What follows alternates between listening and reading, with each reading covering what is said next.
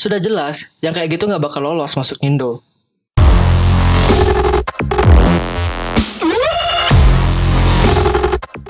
Halo teman-teman semua, kembali lagi dengan aku di channel RR Instant. Sesuai dengan judul video kali ini, aku akan membahas tentang dunia peraniman yang ada di tanah air kita. Pada zaman dahulu, sebelum sensor menyerang, banyak sekali anime-anime yang tayang di Indonesia. Contohnya adalah Naruto, Ninja Hattori, Tsubasa, Inazuma Eleven, Blue Dragon, Doraemon, Fairy Tail, One Piece, Bleach, dan beberapa anime lain yang aku udah lupa.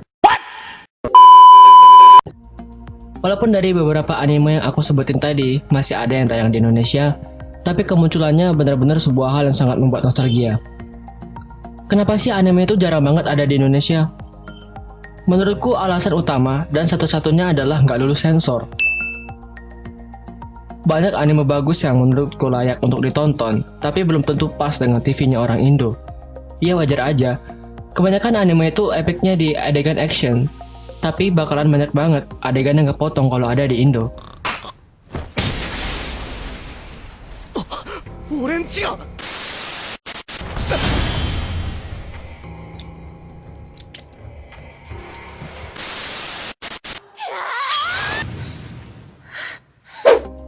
Selain adegan kekerasan, ada beberapa aspek lagi yang masuk ke dalam sensor ini.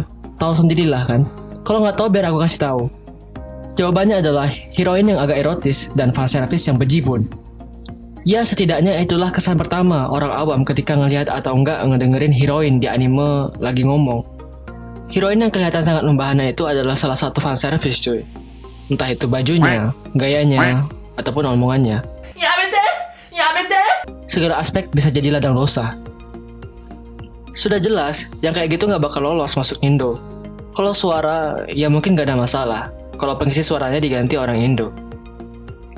Boku no Hero Academia yang bakal tayang di RTV inilah yang jadi alasanku buat video kali ini. Akhirnya ada juga anime yang punya genre action dan anti mainstream yang tayang di Indo cuy.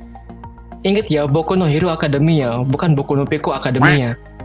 Ini ibarat comeback cuy. Ingat dulu banyak banget anime action yang tayang di Indo, dan cuma Naruto doang yang sering diulang-ulang, sampai punya anak cuy. Dan yang lainnya pada mundur. Mungkin karena makin kesini makin gak sesuai dengan adab di Indo ya. Setelah Noragami Aragoto pernah tayang di Global TV, sekarang Boku no Hero juga cuy. Aku ngerasa sekarang itu adalah era kita. Nah, pertanyaanku tadi tentang kenapa anime itu jarang banget di Indo, ya mungkin karena banyak banget pertimbangannya supaya lulus sensor di Indonesia. Dan seenggaknya menurutku, ada dua yang masih dipikirin matang-matang sama yang punya TV di Indo kalau mau nayangin anime. Yang pertama itu adalah masalah rating. Kita tahu nih, kalau banyak banget anak-anak di negara berkembang ini. Dan kira-kira yang mendominasi saluran TV di rumah itu dari pagi sampai malam adalah anak-anak. Ya enggak?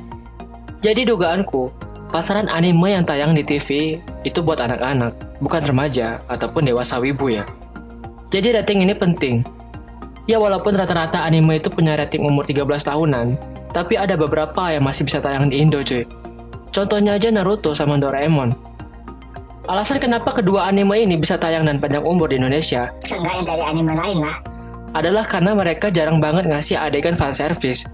Sudah jadi rahasia umum kan, anime itu banyak banget adegan pansu dan guncangan membahana, yang tujuannya itu menyegarkan mata wibuwers itu. Yang kayak gini nih yang jadi kebiasaan seluruh anime. Walaupun Naruto ada, tapi nggak sebanyak anime lain. Jadi rating ini penting banget cuy. Dan yang kedua itu adalah genre. Menurutku yang paling penting ini ya, rata-rata anime yang pernah tayang di Indonesia adalah yang genrenya action ringan, bukan dark fantasy. Walaupun yang sebenarnya cocok dengan negara kita itu adalah slice of life dan komedi, tapi malah jadi senjata makan tuan. Shinchan adalah korbannya. Bahkan orang tuaku aja dulu ngelarang aku buat nonton ini bocil, karena jokesnya memang agak kurang ajar cuy. Shinchan, hari ini kita makan siang di luar yuk. Cuma menjawab dengan kentut anak nakal. Chibi Maruko-chan yang masih tayang sekarang pun, ortoku nggak ngebolehin adekku untuk nonton. Katanya dia nakal. Padahal kan memang sifat anak kecil gitu, masih polos. Gitulah kira-kira pandangan orang Indonesia. Jadi anime yang genrenya ringan dan nggak banyak fanservice-nya itu yang layak tayang di Indonesia. Kalau disuruh milih nih, anime apa sih yang bisa tayang di Indonesia? Aku bakal milih Tales of Zestiria. karena nggak banyak fan service dan gambarnya bagus. Alurnya juga nggak terlalu buruk. Ya tapi kurang peminat. Aku ingetin sekali lagi, genre itu penting cuy. Kalian bisa bayangin kalau yang tayang di Indonesia itu kayak Tokyo Ghoul, Akame ga Kill, Goblin Slayer, ataupun Bloodshot. Jadi psikopat semua dah bocil-bocil di Indonesia. Kalau tetap maksa, ya walaupun nggak separah anime itu, siap-siap aja nontonin Blur, Mosaic, Sinar Dewa, dan adegan patah-patah. Boku no Hero Academia yang bakal tayang nanti jadi buah si malakama menurutku. Serem banget nih, karena ada beberapa anime action yang lumayan bagus yang tayang di Indonesia. Tapi cukup was-was juga dong kalau banyak sensornya nanti. Atau tayangnya nanti jam 2 subuh, kan nggak worth it gitu. Ambil aja contohnya itu Noragami Aragoto yang pernah tayang beberapa tahun yang lalu. Dan membuat kita agak kesal, karena tayangnya jam 2 atau jam 3. Nggak semua orang bisa bangun jam segitu untuk nonton anime. Apalagi anime yang didub oleh orang Indonesia. Mana suaranya Plankton jadi suaranya si Yuki. Kan nggak pas. Ini cuma salah paham. Kita lihat aja Dragon Ball yang sudah lama tayang di Indonesia. Aku sendiri juga nggak ngerti kenapa anime setingkat Dragon Ball ini bisa berhenti tayang. Padahal kalau dilihat-lihat, adegan aksinya juga nggak sampai bunuh-bunuhan. Fanservice-nya juga jarang banget. Tapi masih nggak bisa panjang umur. Kuasanya yang kuasa ini mah. Oke, sekian aja video dari aku. Kalau kalian misalnya punya pendapat lain, silahkan komentar di bawah. Jangan lupa untuk klik like, subscribe, dan juga share video ini ke teman-teman kalian. Supaya kita bisa diskusi rame-rame video ini di kolom komentar. Oke, bye-bye.